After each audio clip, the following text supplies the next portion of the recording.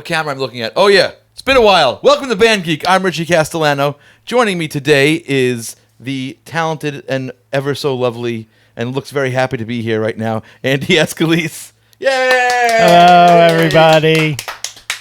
And the other equally lovely and equally ever so talented, and I think I did ever so lovely and talented, but Andy Graziano. Yay. Lovely. And our special guest today is Mr. Rob Kipp. Yay! Hi, guys. Rob is somebody I've been trying to get on the show for quite a while, and he just didn't like us enough to do it. And what we did is we have a mutual love of Genesis, and that's sort of like the half the theme of the show today. The other half is we're having a new fellow band geek, a new adjunct band geek on the show today. That's it, yeah. And what's really cool about you is, like, you know how our normal band geek keyboard player Vin knows like 1,000 songs, right? Mm-hmm. Rob knows who recorded those songs. He knows the who was in the studio, what they ate while they were doing it. Like you have like a really impressive musical knowledge, and it's just, and most of the time I don't know what you're talking about. When you talk about prog rock, I'm like, okay, I'm with you now. But you know, and I think that's like one of the things that you and I and all of us really have in common is that we're all into different things. Like, you know, Andy, you're into like, you know, wrestling music, whatever you listen to. Rick Derringer? No, but I'm saying like this is like our one passion is prog rock, specifically Genesis. That's like the one thing we can all agree on. And so you and I had like a band that played I think one gig, right? That's right. And it was basically this band with Danny Miranda on bass. Yeah. But Danny, it's a schlep for Danny to get here, so you've done very well.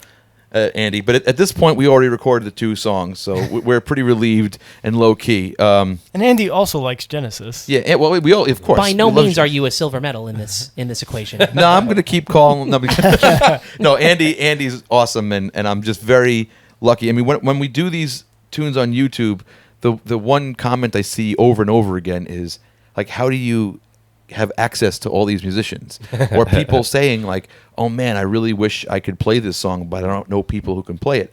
I'm with you guys. You know what I mean? Like I feel the same way. Like there are tunes that I've wanted to do since I'm a kid that I could never do. And I mean, look, you know, the 3 of us, we had like a good little unit there, but we're always missing. We're always missing a piece. So like it's like 1 or 2 pieces. I mean, even like on the Close to the Edge We were video. like Genesis when Steve Hackett left, and then Peter Gear. We were like Genesis when Steve Hackett left, but didn't have any money to hire, like, you know, either Daryl or Chester. That's what we. That's it. We didn't have any money to hire extra musicians. That's exactly right. So, but it's really cool because, you know, I didn't know you in high school. How old are you? I will be 36 in a couple weeks. 36. So, did you live in Staten Island? Not until I moved here in 2001 to go to school at College of Staten Island. Right. So you would have been really clutch to have in high school in our band. I feel the same way. I had nobody to sort of besides the teachers. The teachers at my high school in Long Island were like sort of, some of them were into the prog. Were you born in Long Island? No, born in Brooklyn. I went to elementary school in Queens, high school in Long Island, and then I came out here. My dad was living out here, and so I moved in with him, and that's where I went to CSI and started like this network. So this is where I've been. When did you start playing music? I started playing music, I want to say like 10 or 11. Like I just, you know, I would fiddle around on people's keyboards. So it was like, I'm a very ear first person. So I would just pick out melodies. And, you know, it's funny because you talked about wrestling music. And I swear, I think the first thing I ever played that was doing. That's the first melody I think I remember picking out. Fight for the rights of my every parents man. were big music fans, like big classic rock fans. I think my mom told me her first concert was a Yes concert, like 1972 at the Academy of Music, and she was like 12. And she went to see Genesis. She missed Peter Gabriel Genesis, but she saw the first tour with Phil at the Beacon Theater. Wow. So that's in April 76. They were doing 2 shows a day at the Beacon Theater for 2 days. So apparently she saw one of those shows. And then when Phil Collins was on HBO, like when I was 7 or 8 years old, one of his concerts was simulcasted. They were there. My folks were there. Wow. So Phil was like someone they had a special affinity for. So listening to Phil is what got me through to like, the other hits that are on the Genesis albums. And then I literally went through Genesis's albums backwards. So every hour That's was a good way to go through them. It is. Yeah, really. I highly recommend it to someone who like wants to I can say shit or poop. Yeah, you can say whatever wants you to want. poop on the pop years and like go backwards, and even like what you think now, what people talk about Genesis or Abacab or Duke as like their poppier records. But I know that I listened to Invisible Touch, and then I bought Abacab, and I went, what is... I couldn't even comprehend the complexity of it. Even like I was already falling for the Beatles, but I couldn't get this other side, the longer pieces. I couldn't put it all together. Is Genesis the first like prog rock band you really got heavily into? That's the band that opened the door for me. So yeah, all the other prog that came out of it came from Genesis. So that's why that's like kind of like my deepest dive. But What about you? What was your first prog rock band? I know you were a Zappa guy. I was a Zappa guy first, but I don't. He's just Zappa. He's not. He's not prog, but I feel like that gets you into the mode of wanting to listen to more virtuosic music. That'll open your ears up real quick. yeah, definitely. I think it was Yes, starting with you guys here. Well, really, just you first. And we conned him into liking Yes. Yeah. Well, that's like you were saying before about finding people. Like we talked about this earlier, but like we would be like, "Hey, there's this guy who could like he plays the keyboards. And he plays drums too. We should get it." When that was Andy. And then it was like later on, I was like, "Oh, this guy can like do this." And like we just found these people one at a time that could like do these things that were not easy for the normal guy to do. You know what's cool about... Yes, but I also got the first ELP album because my father had it on record, and I went and bought it for myself on tape. Mm-hmm. So that and the Yes stuff was the first stuff for me. And then I remember going to get this like Genesis, like still before I knew anything about it, and just seeing the cover of Nursery Crime and being like, whoa, this is what I have to get into. Let me get this because... I think you got me into Genesis. Yeah, it was just like a random purchase at like Sam Goody by the mall back when, or the Wiz, one of My those first places. exposure to Genesis was We Can't Dance, or There you I go. Can't Dance, or whatever. I don't know what it was. See, you know what's cool about... And then I had to go backwards. Yeah, I knew that like from when it was out currently or something. Yeah. Like I had heard that, but What I was going to say is what's cool about like this setup right here is that the hardest thing in high school is like, hey, you want to join my band? We're going to learn 30 prog rock songs. That's like... Why? Yeah. with doing this, like, and so I'm going to say this to everybody who asks me, how do you get this band? Like, we're doing this because it's a night of the week where we're all free. And we're learning a couple songs. That's why it's flexible. That's why we can Rob's do this. coming in to play some Genesis. Yeah, okay, right. I'm in. Yeah, like when you're trying to like, I can't get a band to do this either. You know, because that would mean I'd have to book gigs and do rehearsal time. It's very hard. But when it's something flexible like this, it's easy to get great guys like you or Chris Clark to come down here and play these tunes that we always wanted to play. But we're always one person short, and that's even like with me and you playing different instruments, and you playing more instruments than us. It's like we could never quite get the configuration. Yeah, because like we did the Siberian Control one time at like was it the That's CD right. release party? Yeah, like, yeah. Whenever, and it was the three of us, and then we had a drum machine playing drums. So I was like, you're missing something there. We always had like one guy that we just couldn't get it. But so Genesis was like you backed into prog rock that way. Exactly. I always thought like when I told this story on the show before. I'm not gonna tell it again, but like the quick version is my uncle told me the problem with you, and my Uncle Phil. You play. First of all, for anybody who doesn't know, which is probably everybody watching this, Rob plays with my dad. You are one of the members of Good and Plenty, my dad's band. That's right. So we both have that shared experience, but that's all I'm going to say about that. And but he plays with my Uncle Phil on bass, who's also been on the show. And my uncle told me I was the hugest Beatles fan. I love the Beatles, and he told me, you know what your problem is? You only like music that people can dance to. And I said, yeah, I do. And he showed me a Yes tune, and I said, yeah, this sucks. I hate this. This is like nonsense. It's like I can't. There's no hook. So, and I played like a really terrible gig one day with my band, and I was embarrassed. So as a punishment to myself, I learned Heart of the Sunrise because I was like I was so mortified by my bad musicianship at this one gig that I said I'm gonna like step it up and learn something that I don't like that I know is hard. That someone told me this is hard music that you won't be able to play, and I locked myself in my room until I learned how to play it, and that's when I gained an appreciation for it. I was like, I get it now. I get it. That happened to me with the Allman Brothers. Remember Big Bob? Yeah. So my dad's friend Big Bob was also learning guitar at the time. The only difference was I was like 14 and he was like 50.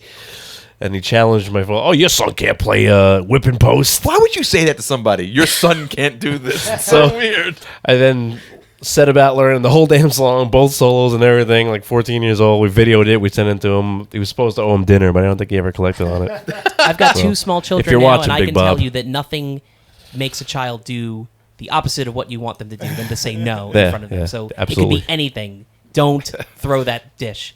Don't learn that Allman Brothers song. Like that's just fighting against the thing. Or that, I bet you can't. Yeah, I bet you can't. Exactly. Yeah. It's a Speaking- big motivator. Speaking about you can't dance to prog rock, we can't even count. No. And we tried to. Lord Almighty. If you look, we did Facebook Live tonight, and this is probably going to be, on YouTube months later than right now. But we did Facebook Live tonight of us rehearsing this, and the four of us had a different interpretation of how to count the beat to this song. Are we going to put the song in this, or do we do it separately? I can't remember how we do this forgot. now.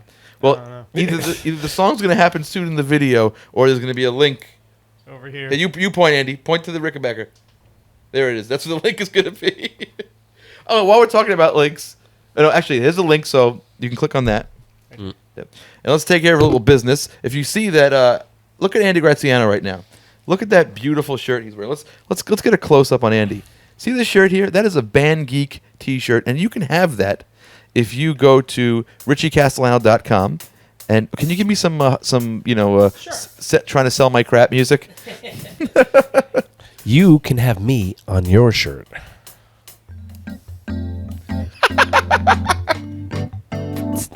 So look at Andy. Andy, give a little model. You gotta look a little seductive. Now, we've got the Elvin Andy on the drums. Yeah, that's pretty the nice. drum right there. Sexy. We've got Captain Andy That's on right. the bass. That's me. You don't want that. I'm going like this. Then we've got Wonder Anne Marie That's right. singing the on the vocal there. We've got Kylo Castellano. You ass. Jedi Rich. No, he did that to annoy me. Jar Jar Castellano. We got Vin Innocente wearing Indiana Jones. Indiana Jones. Why don't I plug a gig for tomorrow that won't happen in that's 4 gonna or be 5 long. months' time? He's wearing Tom Cintula, another fabulously talented guy. He's wearing his hat and jacket in this. Come see him 4 months There's ago. Muff playing the... what does Muff do exactly? What do you do here? What is it you'd say you do here? We love Buff. Yes, and he's got a Ghostbusters thing here. We got the mysterious Brandy on the who usually handles our. What does So she handle we'll here? put a She link handles our up. You go to lighting business. richiecastellano.com. We have all of our merch there. We have signed posters and CDs and whatnot. Yeah, Andy's giving you the look right now.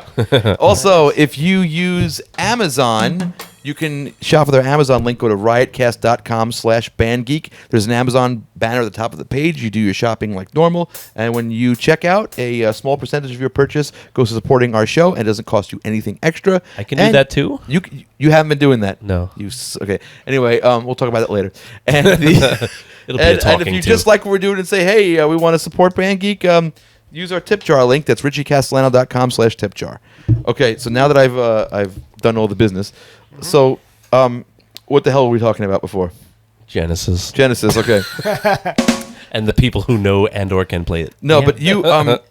So yeah, You were saying thinking of learning something as a. We couldn't count. Oh, we couldn't count, right? Oh, right, So right. yeah, so if you just watched that video of Behind the Lines, you were counting it. How were you counting? But it? the thing is, you can't hear anything because we're listening to everything on our headphones, but the video that we put on was just made on a phone, so all you hear is us playing. Clicking, clacking. You can't hear what we hear, so you're just hearing click clack. It sounds like this, and the sound of drum pads being hit. How are you counting that intro?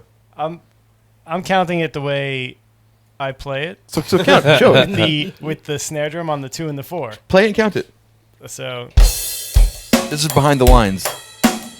Say the numbers. 2, 3, 4, 1, 2, 3, 4, 1, 2, 3, 4. Okay, now One, how are you two, counting it, Andy? 3, I'm not.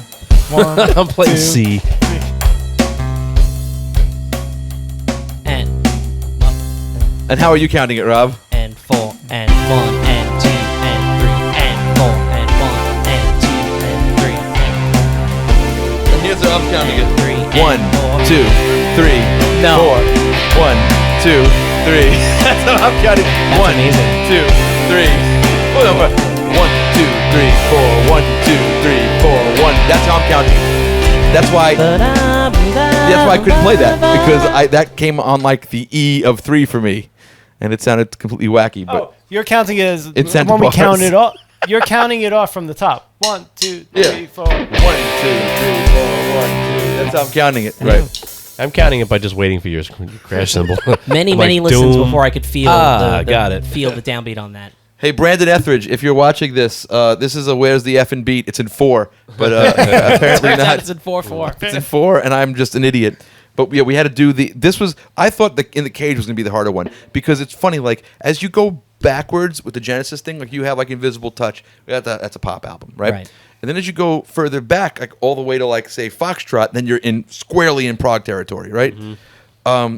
The cool thing about bands like Genesis and even actually all the prog rock bands did this. I think with maybe King Crimson didn't really have a pop phase, but No, they had a different phase, but it wasn't a pop phase. right, right. But like, to me, the perfect, I'm going to use the word again, cross section again, where you've reached the peak of prog and with palatable radio friendly material is the Duke album. Mm-hmm. That album is ridiculous. It's like because that was harder to play than the traditional prog tune By a lot, in the Cage yes. that we're going to do later.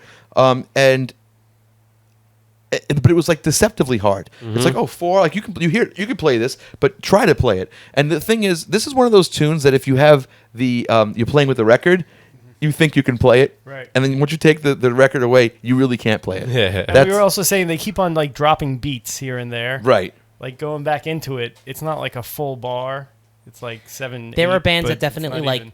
showed you, their 17s and 21s and like were Yeah. very, a little perhaps more complex right at the surface, but Genesis would hide these drop beats in the middle of like poppy arrangements or this fanfare, like you're just not even thinking about it. That's almost how you have to learn it, by just not thinking about it. But it's like if you sit and count it, it's crazy. Yeah, Right. they're not They were- Just these. They were this- musical. Yeah, exactly. They're not beating you over the head with the time You don't change. even Now feel we it. are in 7. Now we They did are it for in 5 now, they did it for the music for a reason, and not just we could do this. Right. Well, you know what? I was reading an interview with Phil Collins, and he was talking about the 9/8 or whatever it is, 9/16 section at the end of Supper's Ready, and he said Apocalypse in 9/8. Yeah, 9/8, and he was just like, I used to just. You used to hear me counting 1, 2, 3, 4, 5, 6, 7, 8, 9, 1, 2, 3. He said, but then after a while, I realized that I was playing like a robot. And he said, I'm paraphrasing, but he said, I just stopped counting it and I just started singing it. And I bet you that's how those guys play this music. They're just singing it. They're not counting anything.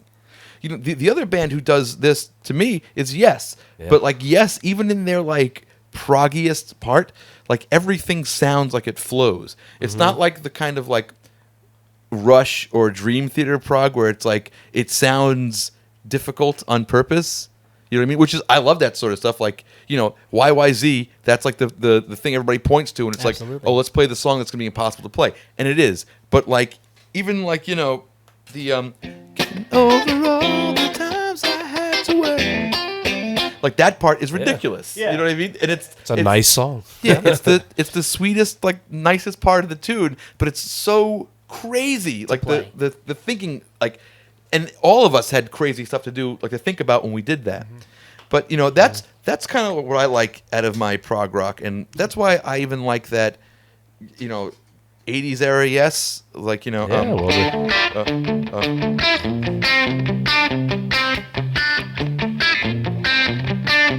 Changes. Like, to me, it's like you think you're listening to pop music until you try to learn it. You're like, oh, no. And another example of that is something that Bobby Rondinelli used to say all the time about Blue Oyster Cult. He's like, the music sounds easy, but it's not. There's like strange counts. It's going by. You don't notice it when you're just listening as a listener, but when you try to play it, you go, oh, wait a minute, like I missed that thing, But so I want to talk more about you. So did you start taking lessons to do this stuff, or? I never took any lessons. No I'm a self-taught way. musician. When I got to college, I took 1 semester worth of piano lessons with the head of the department, and for both of us, that was kind of for me to work on reading to get better at reading because Did you I teach scrapped yourself it how to together. Yes. Wow. I mean, I can't say that I still can't say I do it amazingly, especially my sight reading. Actually, this past year, my sight reading has gotten better since I started working at a church. But in general, so all of that, everything I scrapped together. And then in like sophomore or junior year as my undergrad, I went through it with Sylvia Kahan at the College of Staten Island so that she could watch my technique and help me if I was doing anything now that I would regret later. I wanted her to watch me play. And I still have defective fingerings. My left hand is, all over the place. But like she helped me. She gave me some things that are like that, would help me physically. That was what I felt like I needed the most help with. But there's one more thing here, because all the college level, piano players, they can play, but you're singing at the same time. So how do you? Not fun. Yeah. Like how do you? How do you do? I love it, but it's not. How do you practice that, or do you have to develop like a method to do that, or is it it just naturally happened? When I do songs like these, I mean, I've heard them so many times. Like even if I'm sweating it a little bit, like playing the two parts, in an ideal world, like any keyboard player in a Genesis project, you wouldn't be singing. Yeah. But like, but I like the challenge. I mean, I used to sing only because nobody ever wanted to sing the stuff I wanted to sing. So I was never dying to be a singer. Then, actually working with your dad's band is what really like helped me get like a voice, and now I like doing it and I enjoy the challenge. I'm gonna give you a weird compliment right now. It's gonna be I enjoy every compliment. a classic, like maybe it's not a compliment that I'm known Carrot for. before the whip. I got you. No, but when I first heard you sing, you did a thing that I did and a lot of singers do. It's like basically the sound that comes out of your mouth is your voice, right? And then one day you realize, wait a minute, that doesn't have to be my voice. Yeah. And I did that a lot. And do you know what what made me realize I could change it was going, she had a place in his life. Like I was like, oh wow, I can sound like Michael McDonald. And I said, wait a minute, if I can sound like Michael McDonald, I don't have to sound like me anymore. I'm like, I can pick who I want to sound like, just like even as like a guitar player. Like I don't play a lick. And Andy, you'll understand this. Like I wouldn't play this lick like, right? I would go, because that's a little bit of Eric Clapton, a little bit of Ritchie Blackmore maybe. So it's like you take little elements you like from your influences. But I noticed that, like, I didn't hear you sing for like a year, and I was like, okay, Rob's great. He's got a high voice, but he sounds like it's like his talking voice just sung, right? And then I didn't hear you sing for a year, and I heard you, and I was like, Rob sounds like a different guy. And it's like, so is that a conscious thing you did? It was work put me in that situation. So doing the kind of work that I was doing, where I had to sing more leads, helped me develop those chops. So it was like a little bit of, I was happy for it, but it was like trial, like a little bit of a trial by fire as I was doing it. Right. But it was great. You said something interesting just there, like doing leads, because I feel like a lot of guys who, first of all, if you can play an instrument, and you can attest it, all of us can. If you can play an instrument and you can sing, you're like 50% more likely to get the gig. Yep. Because basically you just solved the problem for someone who's hiring you. But what you said is, singing lead, made you a better singer. But as a result, your harmonies got better, because even like putting on a voice, even now, a lot of people think, oh, that's like a poser thing. You're doing a voice, but like, does Pavarotti talk like he sings? Hello! Can I go to the bathroom? The toilet is overflowing. But even that ability to listen to a lead singer and try to match them tonally, that's a huge skill. That's like the Eagles. How when the Eagles sing harmonies, it's like one freaking guy. Yeah, it's amazing. Or like Lennon and McCartney, how they would kind of like sing like each other when they were doing harmonies. Right, they would meet in the middle. Yeah, like he was. If John was singing lead, Paul would try to sing like him a little bit to smooth it out. That's what. And our friends, the Bibino brothers, they when they sing harmonies, they sound like one guy. It's crazy. Really but that's a really valuable skill. And I want to talk about gigs for a second, because you're a busy guy. Now, tell us about like all the different things you do, because you play a lot of gigs in a lot of different groups. I've run around. I've got I've been paid my dues. well, it feels longer than it feels longer when I think about it, or though it feels less. It feels like it wasn't that long ago. But I spent some time running up and down the van. I was in a tribute band doing Zeppelin tunes, so I had to cover John Paul Jones. Oh, wow. So I was already there with the keyboards. You played but then- bass? Yeah, bass guitar. So Wow, what no other kidding. instruments do you play besides keyboard? I can play bass. I can comp on guitar. I wouldn't ever call myself a lead guitar player. I can play the drums, not as well as Andy can, but I can keep it in the pocket with a drum kit.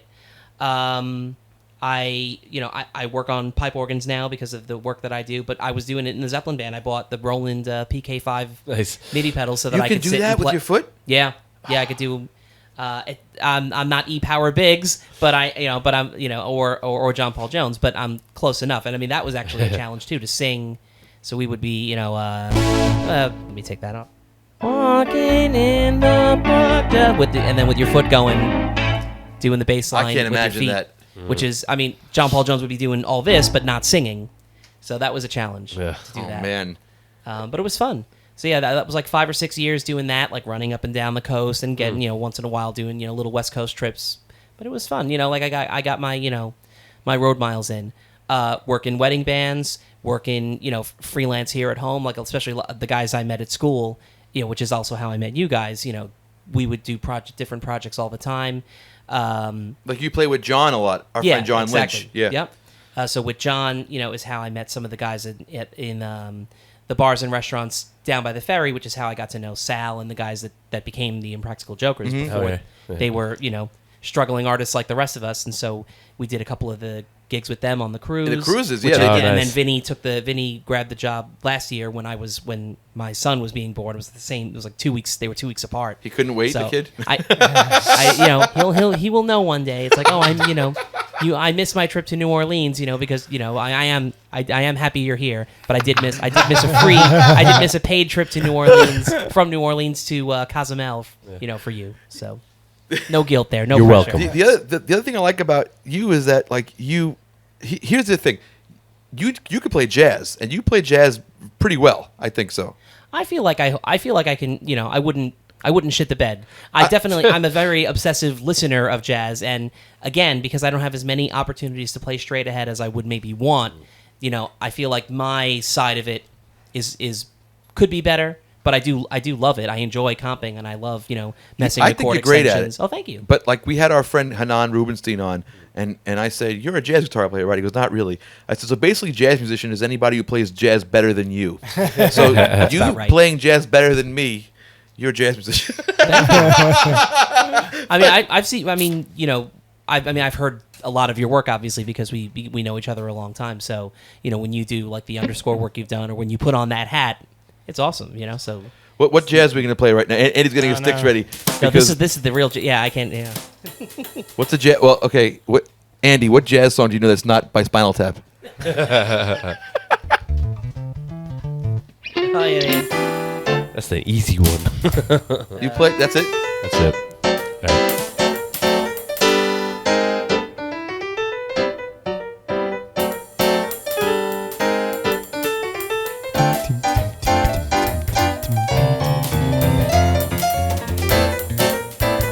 What tune is Or in this? G. Is it?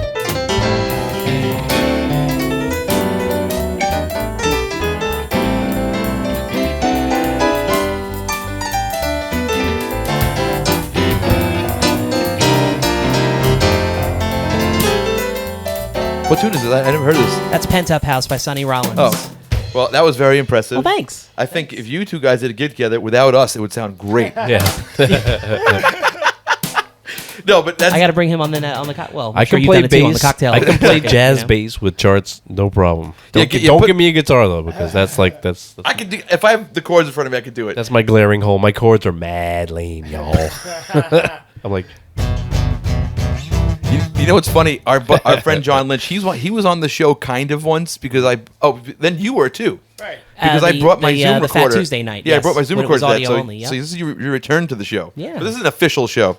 Yeah. But he has a restaurant. I'm gonna give him a shout out called the Rosebank Tavern. Rosebank Tavern. And on Thursday nights they do jazz. jazz And they have jam. like a jam where you can sit in. So thing is, I am comfortable sitting in on about 3 or 4 tunes. That's it. Right. Yeah. and I went up there and our mutual friend, great trumpet player Mike Moriali, I was sitting with him, and he's like, "All right, what are we doing?" I was like, "Blue Bossa." He's like, "Nah, I don't want to do that." And so, as someone who's like not a jazz musician, That's what I know, though. Yeah, So we're doing that. When like a real jazz musician says, "I'm not gonna do that like lame tune," you're like, "That lame tune's like the only tune I can play and not sound crappy on." It's like a rocket. Let's do twist and shout.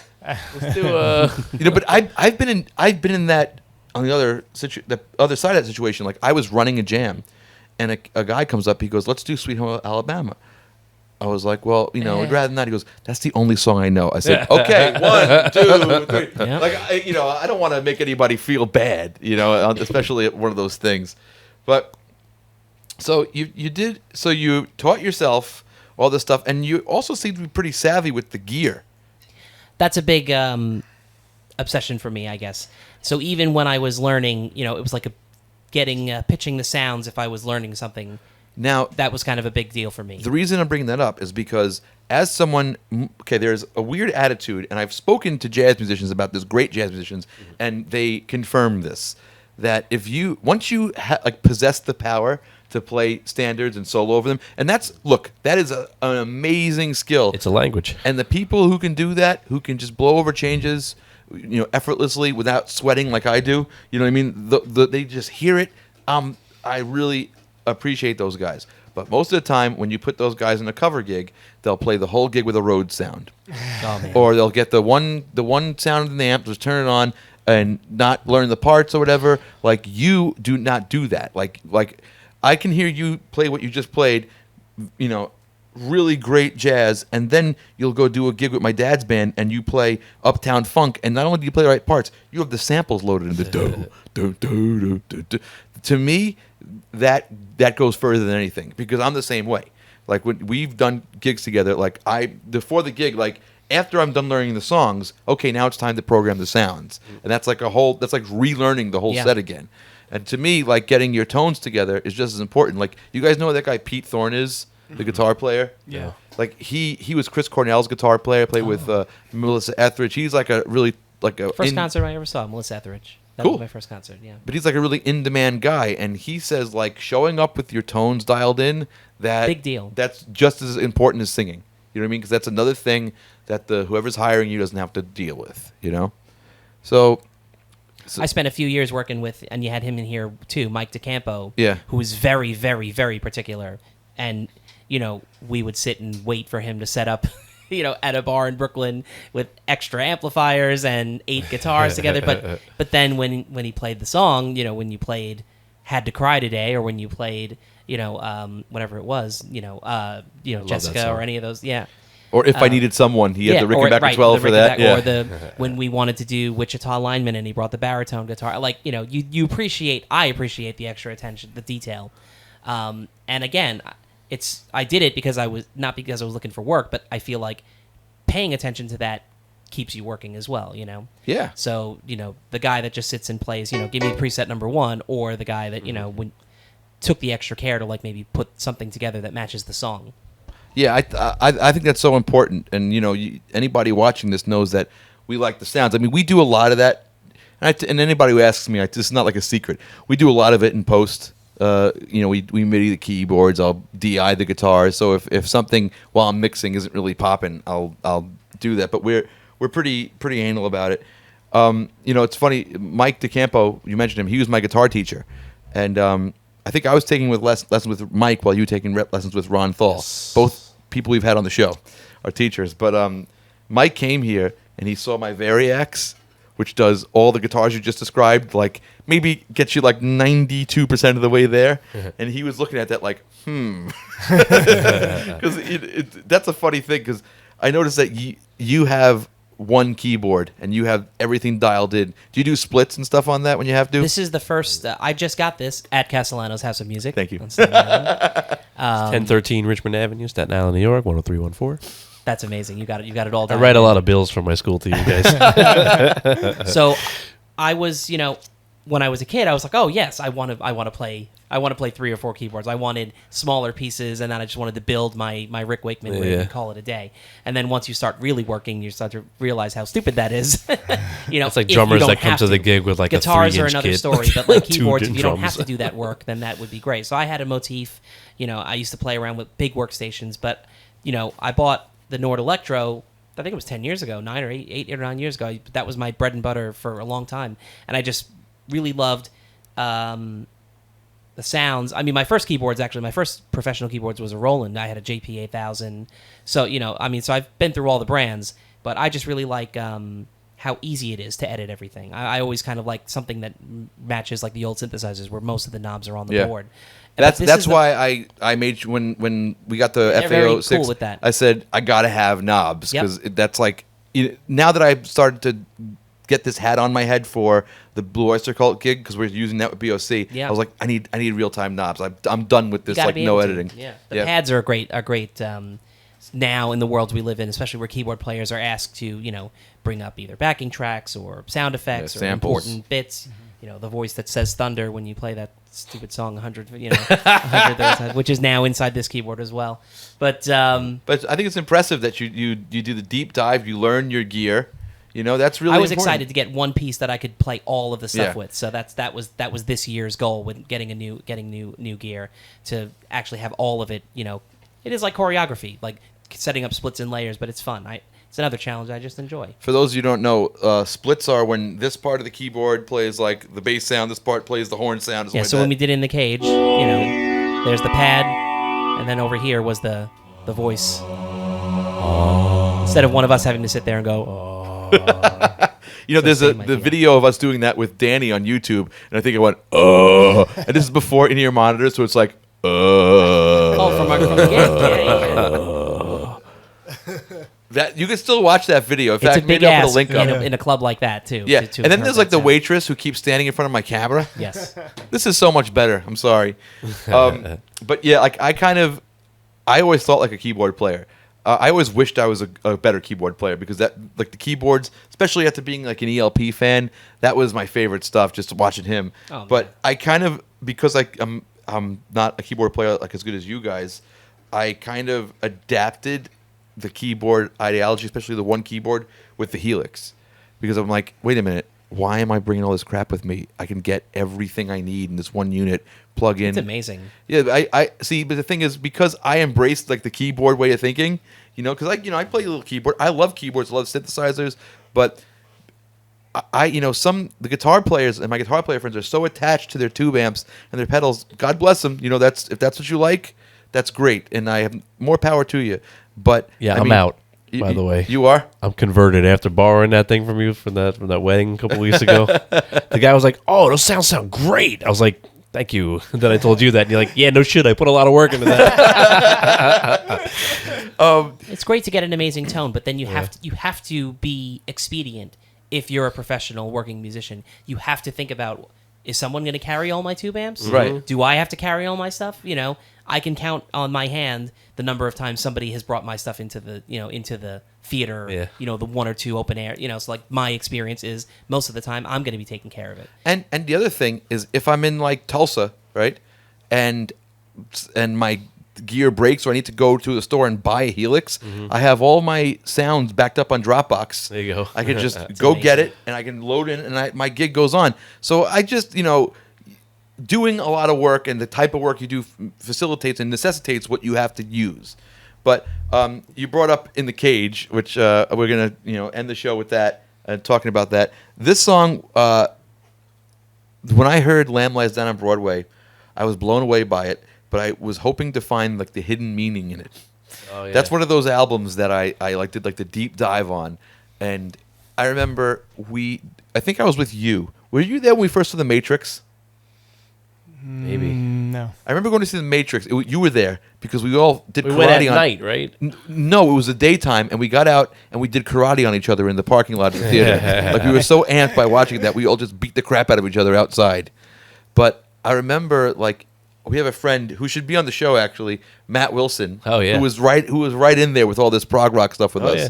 But like I think we were having this discussion like, yo, if you play Lamb Lies Down on Broadway and start at the same time as The Matrix, everything like, makes sense. Like I think because the song might. Cocoon happened where Waking Up. where he's got, waking up and I'm like, It's funny. These Both guys- both not the bad. movie and that album have a similar thing where they start off really strong, and by the end it's like, well, maybe they're riding the rapids. Maybe he's fighting 1,000 of the same guy. Maybe it's yeah, they didn't quite wrap that up right. I'm a pretty obsessive like Genesis, person, reading books, interviews, even written a few blog posts like analyzing some of their music. And so I just found somebody uploaded like an interview with Phil, like right while they were making the Lamb. And it's like, oh yeah, how much time did you spend recording? It's like, oh, 3 weeks. 3 weeks.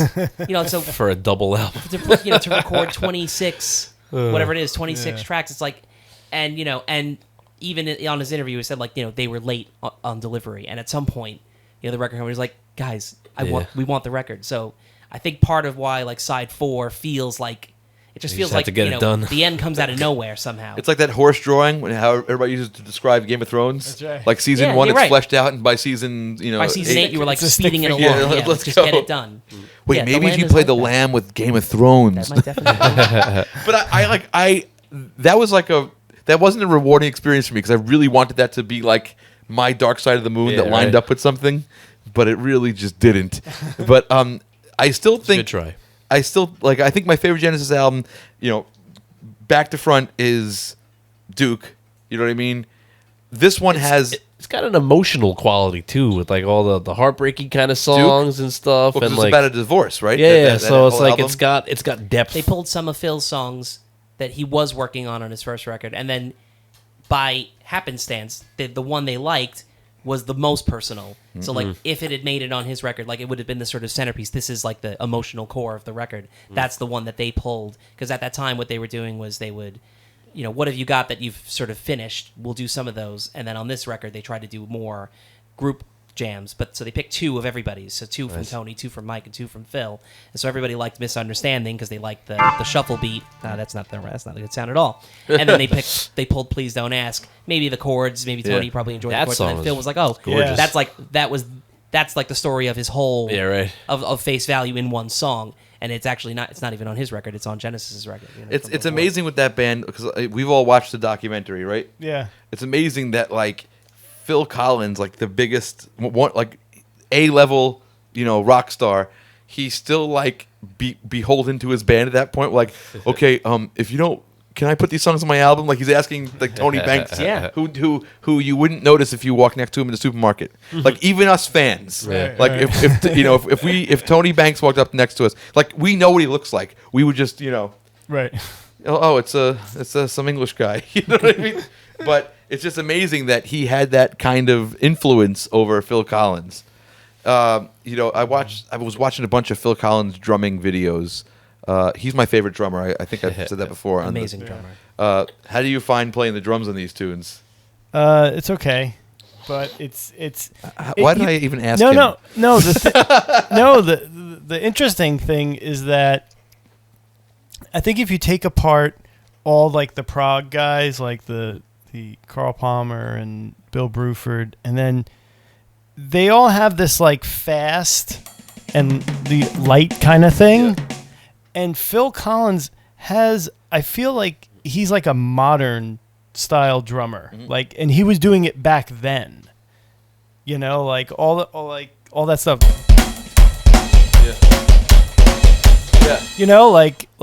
Bill Bruford was doing, Yeah. and that's the thing I enjoy going back to even like the older Genesis stuff, that he still had that like powerful thing that no one at that time was doing. And I like that he loved Chester And- Thompson's work with Zappa. He said like Right. the first thing he said when he met him was, "How'd you do that fill?" And he's talking about a fill in a song called "Penguin in Bondage," Right. and it's a fill. It goes and that's what he used for "In the Air Tonight." Right, He yeah. just took that and like made it his own, and like he used it in a lot of songs. So it all directly goes back to that song, that one Zappa song. What I also like the unsung hero of this band. Obviously, everybody likes the drumming and the singing, and Tony's like a cool use of pedal tones and all that stuff. But like the bass playing is phenomenal on all these tunes. And our friend Danny, he was at like a wedding, and Rutherford was there, and he's like, "Oh man, your bass playing changed my life." And he's like, "Are you kidding me?" He doesn't think of himself as a good bass player. That's crazy. But like, you know, boom, bang, boom, da, boom, bang. Like play that line from Behind the Lines. Which one are you talking about? See, like, okay, never mind. You're making a thing of it now. Let me get my plectrum out here real quick. Oh yeah, over. Yeah.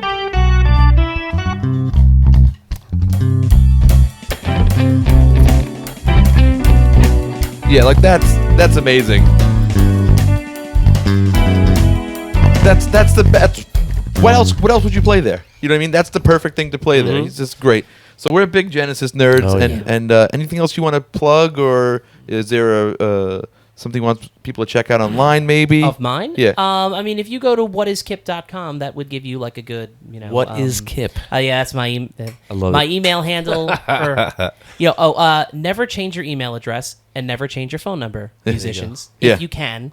It would, I've had the same email address for 20. I mean, you would be surprised, like, who might reach out to you, just while we're talking about practical advice. Well, What is But- Kipp is a cool email address. Yeah, it worked. And you know what? I was like, I forget who put it in my ear, and like I got it before I even like really fell hard for R&B, and like having stuck with it, it makes me smile. And like I know that like another musician I connect with, when they get my email handle, or if they check out like my webpage, like they get that same little smile, like a little nod of recognition. Little inside musician joke. And for a long time, that was like my party piece, like the one song I could sing okay. It's like, all right, so I would rock out to Tower of Power, Well, you sang great today. You played great. You taught me how to count this stuff. We all learned something a little bit. Even though I still didn't do it right, but no, I gotta say this. We stuff, did it better than Fish did when they inducted Genesis into the Rock and Oh, they Roll. did it. They did this too. They tried to play Watcher of the Skies, and they tried to play No Reply at All, and kind of. I mean, the gesture was appreciated. I don't think they put in as much work as we did tonight. Yeah, sure it was good to go. I gotta say, like, this kicked our asses. But thank you for helping us Thank you navigate. for inviting me. Yeah, really. And all right, Rob Kipp, everybody. And thanks to Andy for joining me today. I'm Richie Castellano. This has been a Band Geek episode, and we'll see you next time.